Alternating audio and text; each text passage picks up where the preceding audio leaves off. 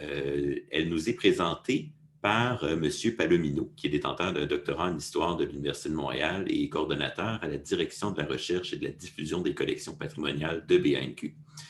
Il a également participé à la rédaction de plusieurs publications sur l'histoire de la cartographie en Nouvelle-France et œuvre à BANQ, Bibliothèque et Archives nationales du Québec, depuis plus de 20 ans. Pour cette présentation, il est accompagné de M. Maxime Goyer, qui est professeur d'histoire à l'UQAR et spécialiste des Autochtones sous le régime français et britannique. Ses intérêts de recherche sur le patrimoine lettré autochtone et la paléographie l'ont amené à mettre sur pied, avec sa collègue Catherine Brouet, toujours de l'UQAR, le projet Nouvelle-France numérique. Ils viennent discuter de l'utilisation des technologies et de l'intelligence artificielle en lien avec les riches collections de publications et d'archives de BANQ. Messieurs, à vous la parole. Merci, merci Mathieu. Maxime, je te laisse partager l'écran. Oui, je m'occupe de ça. Est-ce qu'on voit la diapositive? Oui, c'est parfait. Oui. Parfait. Merci. Alors, je suis très heureux d'être parmi vous. Comme l'a dit Mathieu, je suis Jean-François Palomino, coordonnateur à la recherche et la diffusion des collections patrimoniales à la Bibliothèque et Archives nationales du Québec. Et donc, merci de l'invitation qui a été faite à BANQ et que nous sommes heureux de présenter en fait un projet auquel nous sommes associés à BANQ depuis très peu et qui nous a été présenté justement par Maxime Goyer et Catherine Brouet il y a 2 ans. Donc, c'est un projet novateur et nous sommes très heureux de nous associer à ce projet. Maxime, si tu peux passer à la diapo sur le plan de l'intervention. Donc, tout d'abord, on va vous présenter, en fait, Maxime va prendre la parole, vous présenter le projet en tant que tel. C'est vraiment la meilleure personne, Maxime, pour vous présenter le projet Nouvelle-France numérique et vous présenter aussi surtout le logiciel qui est utilisé là, la plateforme Transcribus, qui est utilisée pour la reconnaissance de l'écriture manuscrite. Vous allez voir, ça va toucher de près, je pense, au thème du colloque qui est créer des données, les gérer et les diffuser, c'est ce qui nous préoccupe actuellement. Et donc, moi, je vais enchaîner pour vous parler de l'intérêt de BANQ pour le projet, les corpus qui sont visés dans le cadre du projet. Et on va terminer avec une discussion sur les enjeux en lien avec le projet, notamment de la question de l'ouverture des données et le partage des données. Donc, Maxime, si tu veux commencer la présentation. Merci, Jean-François. Avant de commencer la présentation du projet Nouvelle-France numérique, ce que je veux dire, c'est qu'en histoire, puis en archivistique aussi, la gestion des données de recherche, c'est une préoccupation qui a quand même une tradition assez longue. Depuis longtemps, les historiens et les archivistes cherchent des manières de rendre accessibles aux chercheurs et au grand public les documents d'archives qu'ils récoltent au fil du temps, au fil de leur recherche, et qui jugent être d'un intérêt particulier pour la communauté, pour la connaissance du passé, pour la communauté.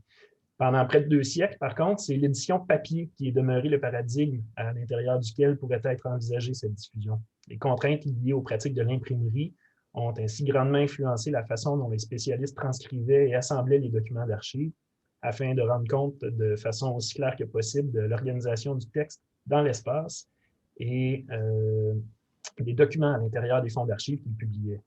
De l'élaboration des recueils de documents à la production d'éditions critiques, un procédé qui est habituellement réservé au traitement des œuvres jugées les plus significatives. L'espace de la page et du livre ont toujours conditionné les choix effectués par les spécialistes. Depuis une vingtaine d'années, cependant, le recours au numérique a complètement modifié notre approche de la gestion des données de recherche en histoire. Grâce à Internet, les centres d'archives peuvent désormais diffuser plus facilement leurs collections. Les bases de données, les catalogues en ligne et les dépôts numériques d'archives permettent ainsi aux chercheurs de consulter des quantités phénoménales d'informations en un temps record et d'avoir accès directement à des reproductions des documents originaux qui leur permettent de vérifier les transcriptions qu'ils ont ou qu'ils ont faites ou qu'ils ont reçues. Les capacités de stockage informatique permettent aussi d'envisager l'édition critique de façon beaucoup plus riche et complexe dans la mesure où la quantité d'informations qui peut être associée à un texte maintenant n'est plus limitée par l'espace d'une page et par le nombre de pages à l'intérieur d'un livre.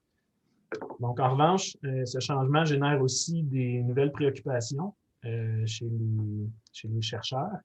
On se préoccupe davantage maintenant donc, de pérennité des données dans l'environnement numérique, de leur compatibilité pour que différents chercheurs puissent utiliser les données.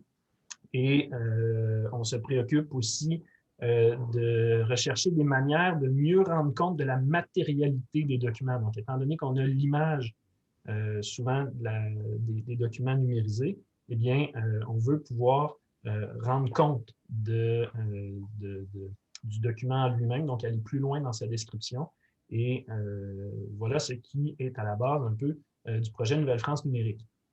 Donc, Nouvelle-France numérique, c'est un projet qui a été développé, comme le disait Jean-François, depuis, en fait, disons, 3-4 ans, par moi et ma collègue Catherine Brouet, une professeure en lettres qui s'intéresse à la philologie et à la génétique textuelle. Notre objectif était, entre autres, d'essayer de trouver dans des vastes corpus documentaires des documents qui sont liés ensemble. Donc, pour ça, ça nous prenait des capacités d'avoir accès à de très grandes quantités de documents et de transcriptions. Alors, à partir de ce besoin-là, ça nous a amené à développer un modèle de partage des données, puis de préparation et d'encodage des données de recherche, qui intègre donc des images d'archives et des transcriptions sur la Nouvelle-France, dans le but d'assurer, d'une part, leur pérennisation et surtout de faciliter leur consultation, mais leur consultation simultanée, donc de pouvoir croiser des documents qui proviennent de plusieurs fonds d'archives, qui ont des natures et des types différents, des styles d'écriture différents, du contenu documentaire aussi relativement différent. Un autre objectif du projet, c'est d'exploiter les nouveaux outils informatiques pour transcrire les sources, corriger les transcriptions et les encoder dans un format de diffusion mondialement reconnu, le tout dans un esprit collaboratif. Et on souhaite aussi établir un modèle de partenariat souple visant une collaboration modulable et efficace entre chercheurs et partenaires institutionnels. Alors, le projet rassemble pour l'instant, c'est un projet d'ailleurs qui est financé par le CRSH, dans le volet de développement de partenariat. Il rassemble actuellement plusieurs centres d'archives, dont Bibliothèque et Archives Canada, Bibliothèque nationale du Québec, la Bibliothèque des libraires des collections spéciales de l'Université de Montréal, la Division des archives de l'Université de Montréal, le Musée de la civilisation, les Archives nationales d'Outre-mer à Aix-en-Provence, le Musée des Abénaquis et la coopérative READ. C'est un organisme européen, une coopérative européenne basée à l'Université de Innsbruck qui a développé et qui supporte le logiciel Transcribus. L'équipe compte aussi sur un assez grand bassin de chercheurs pour collaborer au projet. Donc, on a une équipe de direction composée de moi, de Catherine Brouet, de Léon Robichaud de l'Université de Sherbrooke et de Jean-François Palomino de BANQ, et de plus d'une quinzaine de collaborateurs donc, sur lesquels on compte pour enrichir les transcriptions qu'on va produire. Alors, Transcribus, qu'est-ce que c'est? C'est un logiciel, mais c'est aussi une plateforme. Donc, c'est un logiciel qui donne accès, qui permet d'afficher des documents numériques qu'on envoie sur des serveurs en Autriche. Et le document, donc, le logiciel nous permet d'associer une image d'archive avec du texte. Donc, à la base, c'est vraiment de pouvoir intégrer du texte dans une image. Donc, vous voyez qu'il segmente en fait le document. Il segmente à la fois l'espace, la spatialisation, là où il y a du texte versus là où il n'y en a pas, et à l'intérieur des zones de texte. Donc, il identifie exactement les lignes et on peut attacher à ces lignes-là, dans les coordonnées pixels, on attache la transcription qui y correspond. Une fois que c'est fait, donc, on peut d'emblée produire nos propres transcriptions comme ça, qui peuvent, dès lors, être accessibles à d'autres, mais surtout qui demeurent toujours jointes avec l'image pour qu'on puisse les corriger. Mais par ailleurs, une fois que c'est fait, on peut entraîner des modèles de reconnaissance de l'écriture manuscrite, donc utiliser nos transcriptions pour transcrire d'autres documents. Donc, par exemple, ici, on a développé le premier modèle de reconnaissance de l'écriture française pour l'époque moderne. C'est un modèle qu'on a basé sur plus de 1000 pages de transcription et vous pouvez voir dans le bas de l'image donc les résultats d'entraînement où on atteint en théorie, selon les chiffres de l'entraînement, on peut atteindre 5,29% de taux d'erreur, donc 5,29% des caractères qui seraient erronés. Ça, c'est les chiffres disons, des statistiques théoriques. Les statistiques réelles, ça donne ça ici. Donc, une fois appliquées sur des documents, sur des nouveaux documents, des documents qui sont de bonne qualité, puis pour lesquels le modèle est adapté aussi, ben, on atteint là, quand même des taux d'efficacité qui montent à 92,23 % des caractères qui sont reconnus adéquatement, ce qui nous donne au final 70 % des mots qui sont parfaitement bien reconnus dans le texte.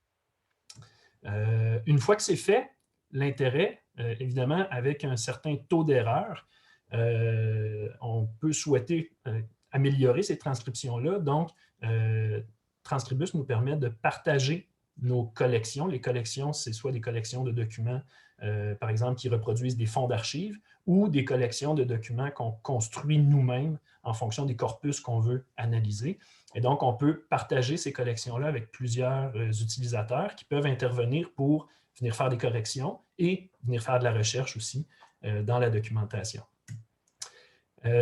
Outre ces deux outils-là, Transcribus permet d'effectuer du balisage. Les documents sont transcrits au format XML et il existe un standard mondial qui s'appelle le langage XML TEI qui permet d'identifier, d'indexer des entités nommées, qui permet d'identifier, de résoudre des abréviations, ce qui est un élément important des documents manuscrits, identifier des passages incertains sur lesquels des gens pourront revenir pour valider la transcription, identifier des composants structurels du texte, les paragraphes, numéros de page, des choses comme ça, identifier aussi des entités non textuelles, que ce soit des tableaux, des graphiques, des illustrations, pour des recensements, par exemple, ou des dictionnaires, identifier des interventions successives sur un document, donc les ajouts de passages, les suppressions, les changements de graphie, les changements d'auteur, on peut tout noter ça. Et aussi, on peut ajouter des précisions sur le support matériel et son état de conservation. Donc, ce sont toutes des métadonnées qu'on peut ajouter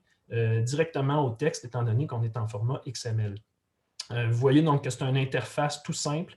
On surligne les éléments et on applique des balises avec des clics. Donc, vous voyez ici, là, dans l'image que je vous présente, on constate que bon, il y a un numéro de page qui a été identifié en haut à droite, un paragraphe qui a été identifié en bas à gauche, et au centre, ben, on a pu indiquer que c'est une image, une illustration dessinée à la main, et on peut décrire cette illustration-là de façon textuelle. Ensuite de ça, les balises pour tout ce qui est entité nommée, date, abréviation, tout ça. Donc, encore là, ça s'applique très facilement avec des clics. Et par exemple, vous voyez là que la date du 13 octobre 1708, bien, on peut la convertir en chiffres pour pouvoir ensuite de ça faire des recherches par date beaucoup plus simples. Une fois que tout ça est fait, l'outil Transcribus nous permet aussi de faire des recherches de façon assez poussée. Donc, il y a des recherches en mode plein texte. Ici, vous voyez, j'ai cherché l'intendant Dupuis dans les cahiers d'intendance et ça me sort tout ce que l'intendant Dupuis a produit et on voit même la graphie qui est associée à la ligne où on le cherche. On peut chercher ensuite aussi par nos balises textuelles qu'on a mis, les dates, les noms, les individus, des choses comme ça. Et on peut aussi même faire des recherches qui sont beaucoup plus poussées là, dans l'image du texte pour retourner dans des statistiques, des mots qui statistiquement n'auraient pas été reconnus par l'ordinateur, mais qui seraient une possibilité d'être reconnus. Pour que tout ça fonctionne, par exemple, pour qu'on puisse partager la documentation puis qu'on puisse travailler ensemble, ça prend quand même des protocoles de travail communs. Donc, on a développé des protocoles de transcription et de balisage. Protocoles de transcription qui visent à définir des normes de transcription uniformes, mais ces normes-là doivent tenir compte de plusieurs facteurs. Donc, la diversité des types de sources et des types d'écriture qu'on retrouve dans l'ensemble de la documentation de la Nouvelle-France. Le protocole doit aussi répondre aux besoins d'entraîner des modèles efficaces de reconnaissance d'écriture manuscrite. Donc, si on respecte trop parfaitement la diversité des graphies, des choses comme ça, ben, on va réduire l'efficacité des modèles de reconnaissance qui vont avoir de la difficulté à faire des liens là, entre le texte. Enfin, le protocole de balisage, lui, sert à établir des normes de balisage des données pour faciliter leur consultation, assurer interopérabilité pardon, des données au sein d'un dépôt numérique et permettre de les lier éventuellement avec des bases de données existantes à l'externe. Comme je vous disais au début, les bases de données en toponymie, pour les entités nommées, pour différents éléments. Voilà, alors Jean-François, je te recède la parole. Oui, donc vous pouvez voir un peu tout le potentiel en fait de cet outil-là. Donc à BANQ, en fait, la diffusion numérique, on connaît ça depuis plusieurs années. Vous connaissez, si vous travaillez sur l'histoire du Québec, la culture québécoise, vous êtes chercheur, vous connaissez certainement BANQ numérique qui est un incontournable. BANQ numérique existe depuis à peu près 5 ans. Auparavant, il y avait plusieurs collections numériques diverses et tout a été rassemblé sur une même plateforme. C'est des collections numériques qui pouvaient dater d'il y a plus de 20 ans, qui datent du siècle dernier. Donc, des collections numériques de cartes géographiques, d'images, de journaux, de livres, d'enregistrements sonores, donc une grande variété de documents qui couvrent la production culturelle québécoise depuis l'époque de la Nouvelle-France jusqu'à nos jours. Et en fait, depuis une dizaine d'années à peu près, je dirais, on ossérise, je crois que le terme est même dans le dictionnaire maintenant, ossérisé de l'acronyme OCR, Optical Character Recognition. Donc, il y a vraiment un grand intérêt pour ce traitement des images, c'est-à-dire qu'on va chercher le texte dans l'image et permettre la recherche plein texte. Juste, Maxime, si tu peux avancer d'un clic. Vous voyez, j'ai fait une recherche, par exemple, avec le mot Papineau. Oui, ça apparaît à l'écran. Dans le catalogue de BANQ, là, des imprimés, qui cherchent uniquement dans les notices bibliographiques, on obtient 614 résultats. Donc, bon, on a le terme dans la zone de titre, auteur, mots-clés. Si on cherche dans le catalogue des archives, ad vitam, 5300. Et si on cherche dans BANQ numérique, là, le résultat explose. On est à 283 000 résultats pour le terme Papineau. Donc, ça montre tout le potentiel, en fait, de l'ossérisation pour repérer, pour nos usagers qui cherchent des choses très spécifiques parfois. Le problème, c'est que les documents manuscrits étaient exclus de tout ce potentiel. Et c'est là, quand on a rencontré Maxime et Catherine pour la première fois, on s'est dit, bon, mais là, on va régler ce problème majeur d'accès à la documentation. Si tu peux passer à la diapo suivante, s'il te plaît, Maxime. Donc, pour nous, c'était vraiment l'intérêt de s'associer au projet, c'était comme je l'ai dit, l'immense potentiel pour la recherche, donc de se familiariser avec cette technologie-là, permettre la recherche intégrale dans ce corpus. Et aussi, dernier point, là, on parle d'intelligence artificielle, mais aussi d'intelligence collective, parce que Maxime a parlé de la mise en commun du travail de plusieurs chercheurs. C'est ça qui est très intéressant également de cette plateforme-là, c'est qu'on peut travailler en commun, non seulement à créer de nouvelles transcriptions, mais aussi à améliorer la qualité des transcriptions qui existent. Diapo suivante. Donc, à BANQ, évidemment, très intéressé. On va identifier des corpus. On l'a déjà fait, en fait. Je vais vous en parler un peu plus loin. Donc, fournir des reproductions qui existent déjà pour les soumettre au traitement de Transcribus et obtenir en échange les retranscriptions et les intégrer dans l'écosystème numérique de BANQ.